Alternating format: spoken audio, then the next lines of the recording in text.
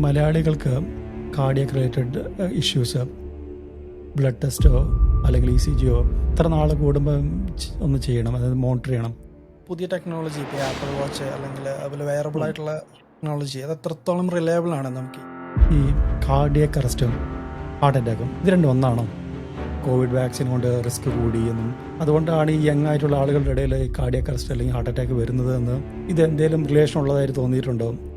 ജിമ്മിൽ വർക്കൗട്ട് ചെയ്യുന്നതിനിടയിൽ കുറേ പേര് ഇതുപോലെ അതൊരു ഇൻക്രീസ് റിസ്ക് ഫാക്ടർ ആണോ? ഹെൽത്ത് സിസ്റ്റമിൽ ട്രീറ്റ്മെൻറ്റ് കിട്ടാൻ ഡിലേ ആവുമോ? ഇതിനെക്കാളും ഭേദം ഇന്ത്യയിൽ പോയി ട്രീറ്റ്മെൻറ്റ് ചെയ്യുന്നതാണോ നല്ലതെന്നുള്ളത്? ഈ കാർഡിയക് അറസ്റ്റിൽ ഭയങ്കര ഇമ്പോർട്ടൻ്റ് ആണ് ടൈം.